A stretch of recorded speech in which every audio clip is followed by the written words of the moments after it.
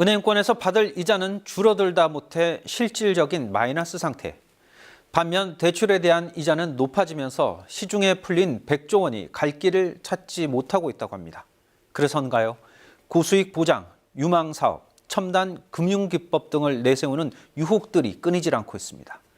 혹시나 하는 마음에 퇴직금에서 학자금, 적금까지 넣어보지만 참담한 결말을 보게 되는 경우가 많습니다. 이번 시간 서민들을 절망의 구렁텅이로 이끄는 불법 다단계와 유사 수신에 대한 이야기를 시작하겠습니다.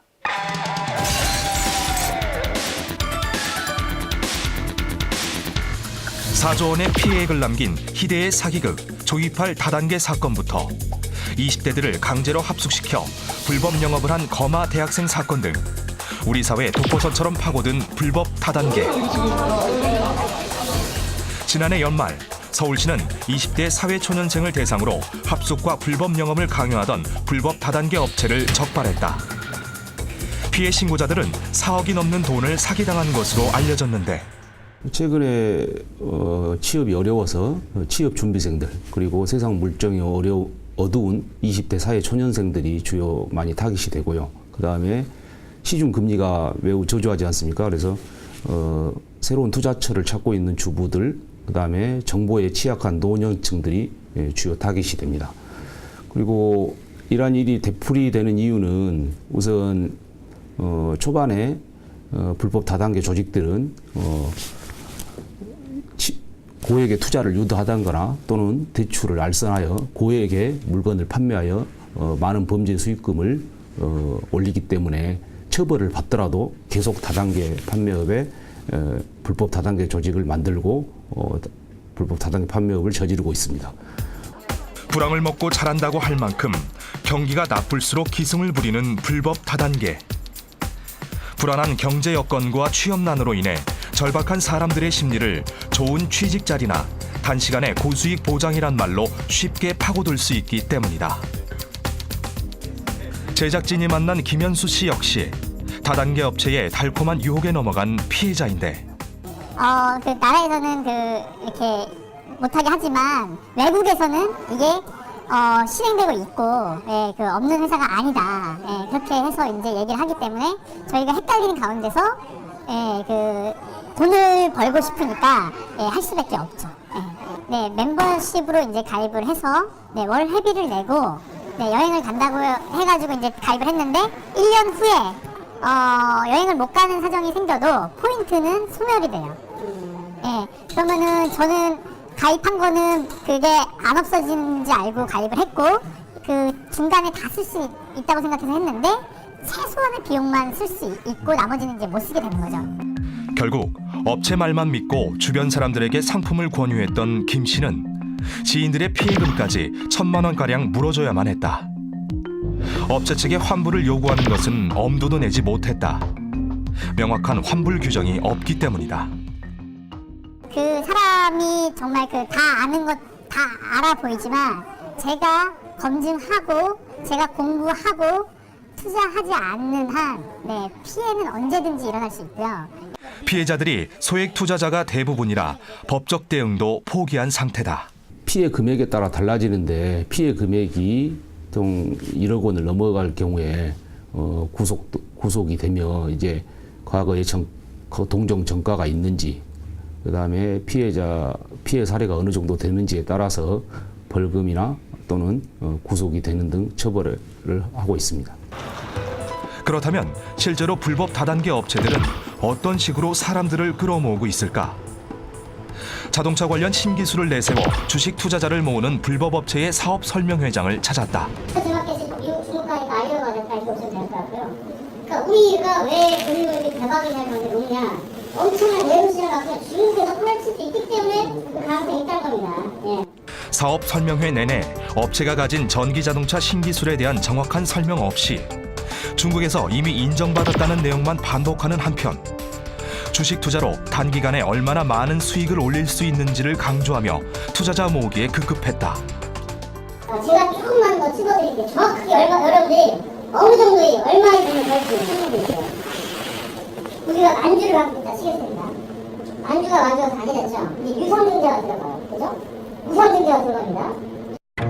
그렇다면 이런 불법 다단계 업체들이 말하는 장밋빛 미래, 실체는 있는 걸까? 국내에서 합법적으로 등록돼 운영 중인 다단계 판매원의 실상과는 많은 차이가 있었다. 공정거래위원회에 따르면 2015년 기준 등록된 다단계 업체 판매원 수는 796만 명. 이 중 20% 정도만 후원 수당을 받는데 판매 실적 상위 1%를 제외하고는 기대에 못 미치는 액수다. 공정위에 정식 등록된 업체들의 상황도 이러한데 불법 다단계 업체가 말하는 단기간 고수익 보장이 지켜질 리 만무하다. 한편 불법 다단계가 많은 피해자를 양산하면서 피해자들이 다른 피해자를 구제하고 예방하기 위한 움직임도 생겨나고 있다. 불법 다단계 판매 추방 시민연대 김태수 대표 역시 불법 다단계를 경험한 뒤 더 많은 피해를 막고자 SNS를 통해 관련 정보를 제공하고 있다. 한국의 다단계가 지금 현재 공정거래위원회에 등록된 업체가 142개로 알고 있는데요. 근데 대한민국의 다단계 전체 10개 중 8개, 9개는 전부 다 불법 다단계입니다. 그래서 많은 그 다단계 업자들이, 다단계 판매원이나 업자들이 자기네가 하고 있는 업체가 불법 다단계인 줄 모르고 있는 게 거의 대부분이죠. 한순간 불법 다단계의 달콤한 유혹에 빠졌다가 여전히 헤어나오지 못하고 있는 피해자들. 이 시간에도 불황을 틈타 서민을 울리는 불법 다단계의 덫은 독버섯처럼 번지고 있다.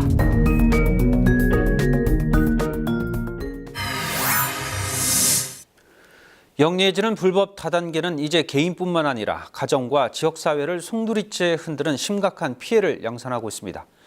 이 문제와 관련해 스튜디오에 바른 가정경제 실천을 위한 시민연대 김미연 사무국장 모셨습니다. 네, 안녕하십니까? 안녕하세요.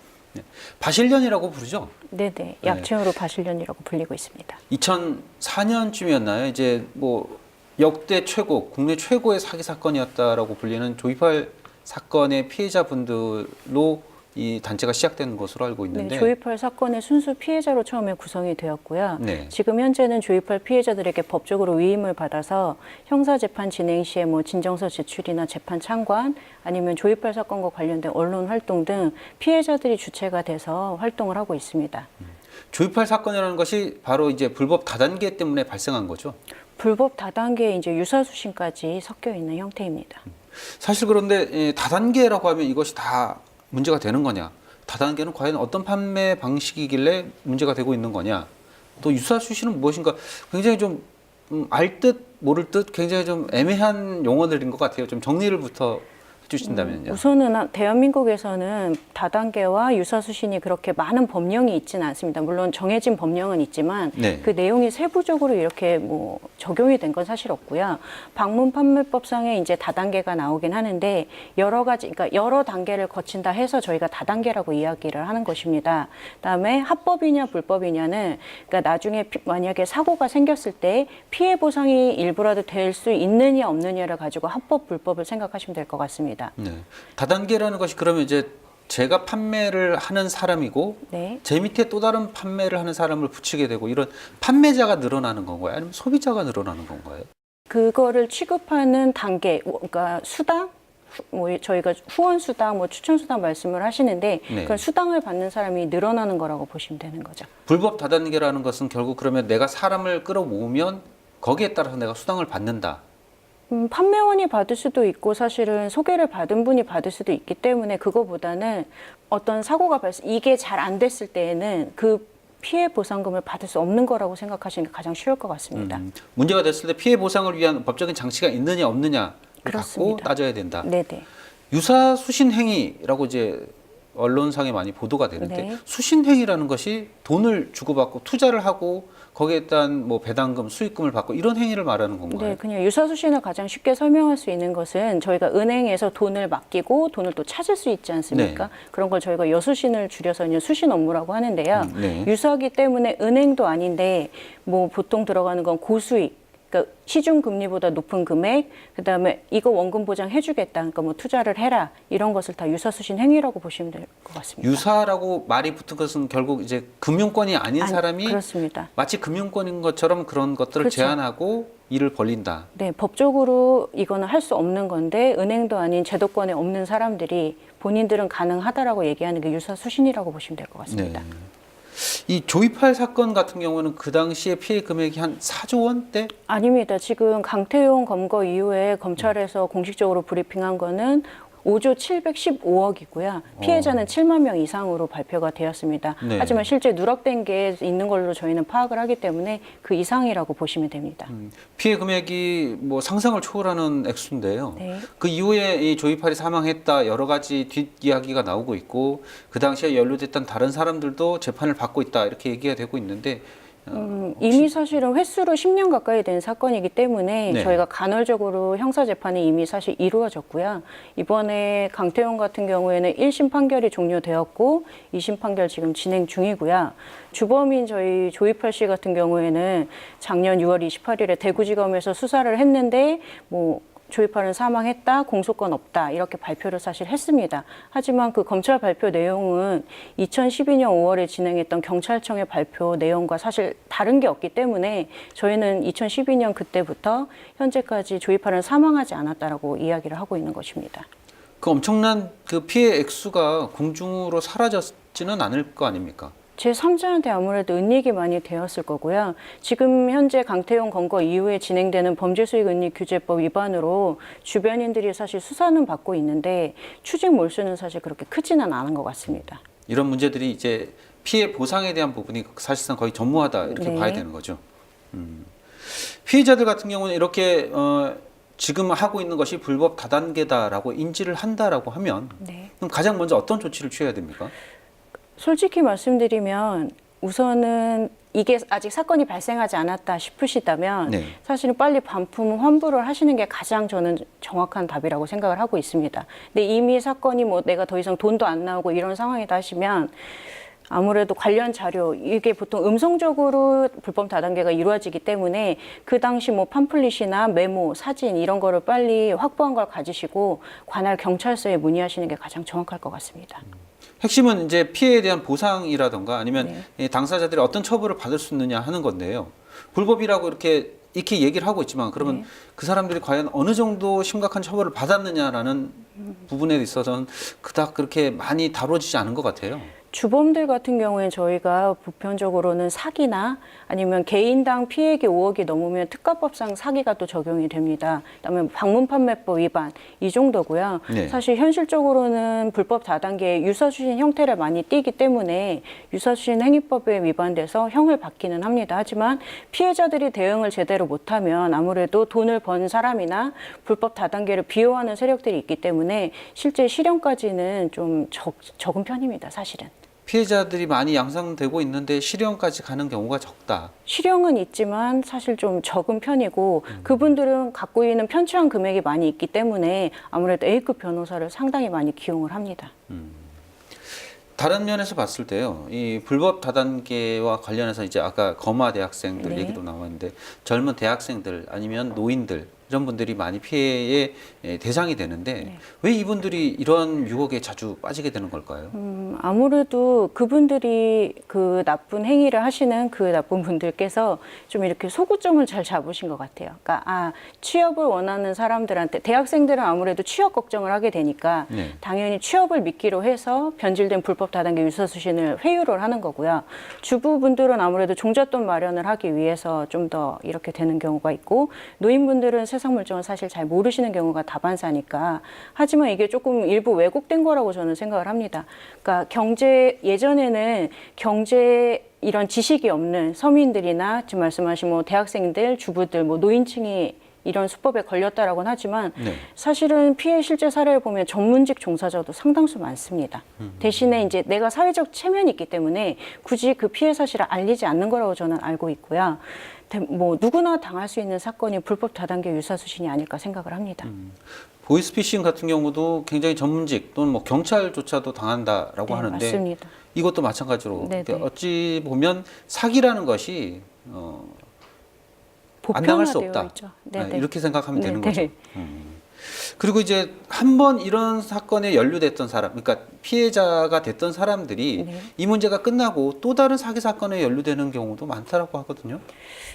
그거에 대해서 좀 냉정히 얘기하면 솔직히나 한 번 하신 분이 두 번 하시는 경우는 그렇게 많지는 않다고 사실 생각을 합니다. 너무 네. 경제적으로 폐해가 크기 때문에. 네. 하지만 일부는 이미 쉽게 돈을 벌어봤기 때문에 이게 마약 중독처럼 아, 내가 혹시 막차를 타서 이런 거 아닐까. 이 새로운 거는 정말 정확할 거야. 이런 생각을, 기대를 갖고 마약 중독처럼 이런 거에 또 빠져든다고 생각을 하고 있습니다.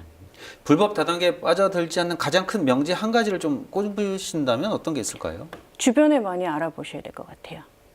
주변에. 주변에. 내 주변 지인들한테, 뭐 가족이나 지인들한테 이런 게 있는데 당신 생각은 어떻습니까?를 물어봐서 대다수가 반대한다면 그 말이 옳은 거겠죠. 내가 혹시나 혹하는 마음이 있으면 사실 들리지가 않거든요. 그 문제에 있다는 것이. 일단은 좀 더 객관적으로 그 사안을 들여다볼 필요가 네, 있다. 그렇습니다. 이런 말씀이시네요. 네, 불법 다단계 사건들은 고수익이라는 달콤한 말로 피해자들의 눈을 가리고 있다는 공통점이 있습니다. 유망 투자를 빌미로 피해자를 양산하는 유사 수신 사건들도 이 같은 맥락에서 그 위험성이 높아지고 있는데요.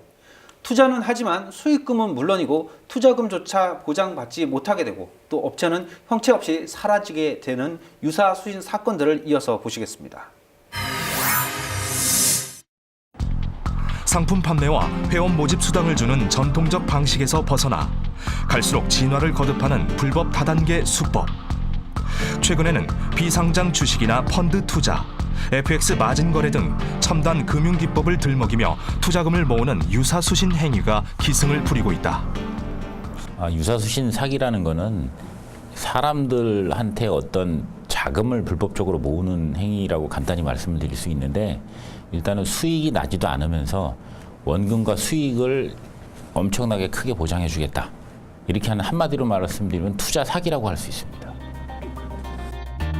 지난해 금감원에 신고된 유사수신 신고 건수도 전년 대비 2배 이상 증가하는 등 더욱 교묘해지고 조직화된 사기 수법에 우는 피해자가 늘고 있는데, 유사수신 혐의 업체의 70%가 넘는 비율이 서울과 경기, 인천 등 수도권에 집중돼 있으며, 서울에서도 테헤란로 주변 등 부유층이 몰려있는 강남권의 절반 이상이 밀집돼 고액의 사기 범죄가 끊이질 않는다는 게 전문가들의 분석이다. 그 수법도 정부의 핀테크 육성 정책 등을 빙자해 FX 마진 거래, 가상화폐, 금융업을 사칭하는 수법이 대폭 증가했고, 신기술 개발이나 쇼핑몰, 상품권 판매, 커피 사업 등 사업을 빙자한 경우도 많은 비중을 차지하고 있다. 예를 들면은 미국의 폰지 사기라는 게 굉장히 일단은 다단계 투자 사기의 어떤 전형적인 모델처럼 얘기가 되고 있는데, 그건 이제 우편을 통해서 이제 그렇게 사기를 쳤던 경우거든요. 근데 이제 많은 사람들이 그걸 통해서 수익을 얻는다고 믿었는데, 실은 먼저 투자한 사람의 돈으로 나중에 투자한 사람에게 되돌려주는, 소위 말하면 이제 밑장빼기라고 할까요? 뭐 이런 식의 투자를 계속 이어왔던 사기. 그때그때 새롭게 떠오르는 성공 업종의 탈을 쓰고 형태를 바꾸며 진흥화되고 있는 불법 다단계. 더 이상 사기로 우는 피해자들이 나오지 않도록 하기 위해 개개인이 조심하는 것을 넘어 제도적인 대책 또한 필요해 보인다.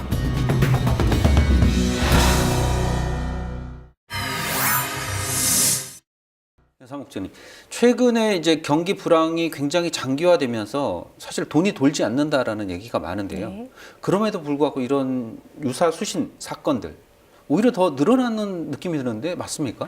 맞습니다. 왜냐하면 대한민국 자체에 지금 경기 침체가 장기화되면서 사실은 너무 힘든 삶을 살고 계세요. 네. 범죄자들 입장에서는 이런 시기에 피해자들을 현혹해서 많은 금액을 편취를 하고 또 정관예우 등 많은 A급 변호사들을 사용을 해서 형을 낮추면 그만인 거고요. 그럼 수십억, 수백억이 생기니까요. 그다음에 피해자들 입장에서는 본인이 피해자라고 생각은 안 하시고 아, 이런 거에 투자해서 내 재산을 조금이라도 더 불리면 좋겠다. 이게 서로 맞물리는 거라고 저는 생각을 하고 있습니다. 최근에 밝혀진 유사 수신 이 대표적인 사례들이라면 어떤 게 있습니까? 지금 저희 바실련하고 함께하고 있는 사건만 보더라도 뭐 2008년 조이팔 사건, 네. 2012년에 발생한 전국 교수공제 사건, 2015년에 발생한 해피소닉 글로벌 사건, 또 2015년 말에 발생한 백만장자의 투자 사기 사건 등이 있고요.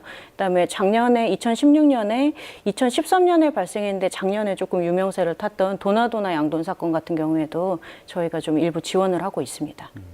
보통 이 사기라는 것이 네. 사기범들은 초범으로 시작해서 끝나는 경우가 없다지 않습니까? 그렇습니다. 그 유사수신 사건 같은 경우에도 이렇게 일을 저질렀던 사람들이 추가적으로 또 이런 범행을 저지른 일도 많나요?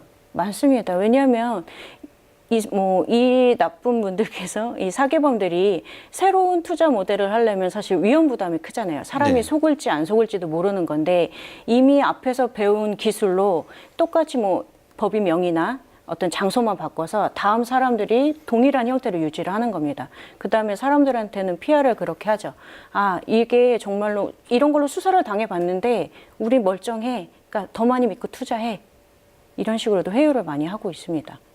문제를 일으킨 사람들이 그럼 제대로 처벌이 되지 않기 때문에 또 다른 문제를 양산하고 있다라고도 볼 수 있는데요. 처벌도 사실 조금 약한 편이고요. 네. 그다음에 가장 중요한 게 사실은 피해자들의 피해 회복이 될 수 있을 텐데요. 네. 그런 것 때문에 저희가 이른바 바실련법 제정을 지금 추진을 계속 하고 있습니다.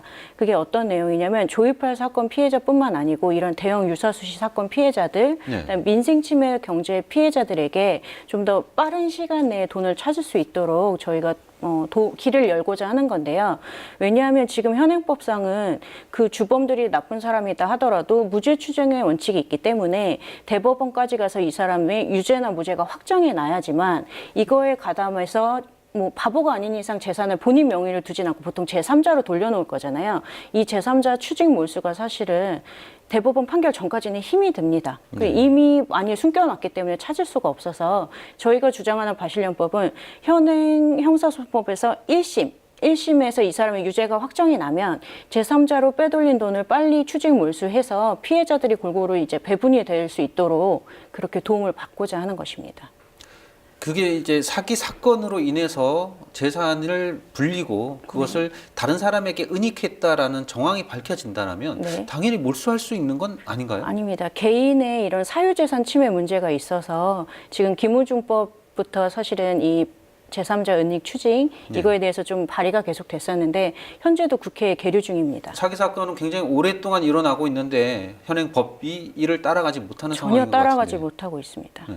가장 먼저 이런 문제를 일으키지 않는 것이 좋겠지만 혹시나 이런 것에 연루가 됐다면 어떤 점을 명심해서 빨리 피해를 줄일 수 있을까요? 관련 기관의 도움을 사실 받아야 되는데 이거를 제도적으로 하고 있는 단체는 사실 없습니다. 그러니까 사건이 발생한 이후에는 관할 경찰서나 검찰청에서 도움을 받을 수는 있겠지만 대부분의 이 사람이 그래서 나쁜 사람이냐 형을 얼마 줄까 이게 재판으로 끝나는 거지 피해 회복과는 아무 상관이 없기 때문에 스스로 당하지 않도록 노력하는 수밖에 사실 없습니다. 법적으로 어쨌든 피해자들에 대한 보상 부분도 좀 더 보완이 돼야 될 부분이 있는 거고요. 법 개정이 돼서 제3자들한테 이 범죄 수익금이 흘러간 것을 빨리 추징 몰수해서 재산을 많이 모은 다음에 그다음에 피해자들한테 당연히 중심이 돼서 분배가 돼야겠죠. 나라에서 사실 그것까지는 하실 수는 없을 것 같고요. 지금도 이 문제와 관련해서 여러 가지 어려움을 겪고 계신 분들이 많으실 것 같아요. 네. 그분들에게 당부 말씀 한마디 좀 부탁드리겠습니다. 가장 중요한 것은 다음에 또 당하지 않는 거기 때문에 나한테만 행운이 온다라는 착각을 솔직히 안 하셨으면 좋겠습니다. 한번 범죄 피해자가 되면 너무나 힘겨운 길이 있기 때문에 내 스스로가 좀 깐깐해지는 수밖에 없을 것 같습니다. 보다 좀 객관적으로 그리고 냉철하게 이 현 사태를 좀 바라볼 필요가 있다. 네, 이런 말씀이시죠. 실질 마이너스 금리 시대에 고수익이라는 말은 사실 일단 한 번은 경계해 볼 필요가 있습니다. 높은 수익은 위험을 담보로 하지만 그것을 빌미로 결말이 당연한 투자에 손을 대는 일도 없어야 할 것입니다. 오늘 도움 말씀에 바른 가정경제 실천을 위한 시민연대 김미연 사무국장이었습니다. 네, 감사합니다.